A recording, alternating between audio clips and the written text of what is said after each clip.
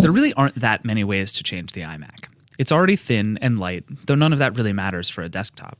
It's good looking, it's powerful, it's high resolution, it's not even terribly expensive for what it is. So how do you change the iMac? This year Apple picked one thing, one crazy high resolution thing. This is the Apple iMac with Retina display. The screen really is the whole story here, and with good reason. It's a 27-inch display, 5,120 pixels wide by 2,880 pixels tall. That, if you're counting, is 14.7 million pixels. And they all look amazing. Blacks are deep, whites are bright, viewing angles are outrageous, colors pop off the laminated display. This is flat out as good a display as you will see on any computer anywhere. Having a resolution that high means a few things. One is that you get just an incredible amount of space on this screen. You can play a 720p video at native resolution, open a half dozen Safari windows side by side, and have plenty of room left for Spotify and your calendar and your email. It's kind of like being in OS X's expose view all the time, except you can use everything. By default, the Retina iMac runs at 2560 by 1440, turning pixels into what Apple calls points. Points are basically a stand-in for physical distance, which means everything on this screen is the same size as on a lower res Mac, but it looks better, because where you used to have 1 pixel, now you have 4. That's why, at native 5120 by 2880 resolution, everything is hilariously small on this iMac.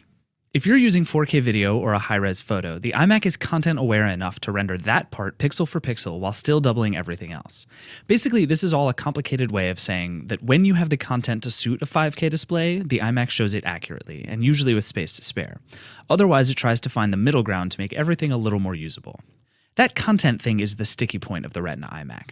Yeah, it has a 5K display, and yeah, that makes most things look amazing. Text is the big one. I can't get over how much I like reading on this thing. Games, too, at least the ones that play at 2880 by 1440, look great. BioShock Infinite looks incredible on this screen. 4K videos look amazing and play perfectly, and I love editing high-res photos on here.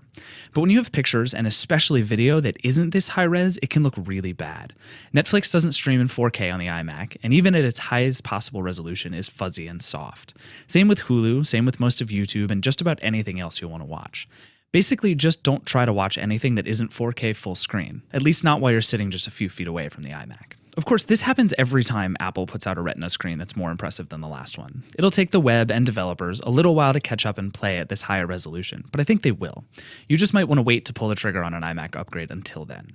The other thing that usually happens when Apple bumps up its resolution is that the first model is slow. It takes a lot of processing to power a lot of pixels. On my review unit, at least, that's not a problem. But I've been using the top tier model. It's crazy fast, consistent, and powerful no matter what you're doing. It even handles Adobe Premiere playback and editing, the things our video team work with every day, faster than just about any other machine. It's also, of course, $4,399. For a certain kind of person, that's a deal. It's certainly cheaper than a Mac Pro and a 4K display. But for most people, that's kind of the definition of overkill.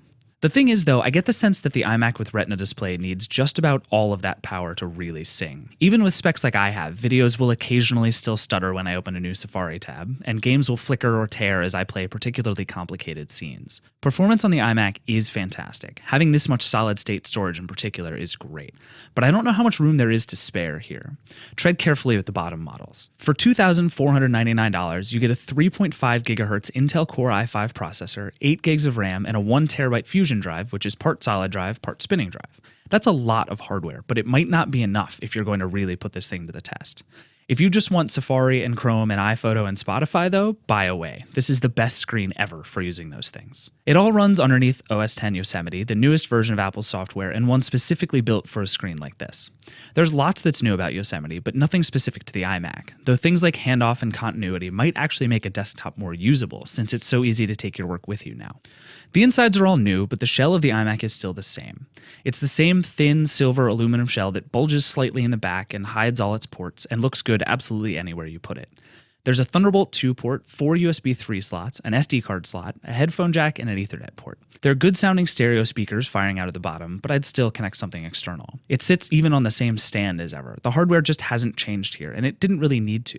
For some people, for some uses, the iMac with Retina display is virtually perfect. I love editing photos on this computer, and I love just reading and browsing the web on it. This is a computer I want to use, but it's expensive, and it's really expensive if you want to take full advantage, if you want a machine that is as powerful as it is pretty. But make no mistake, Retina is the future of the iMac, and that is great news.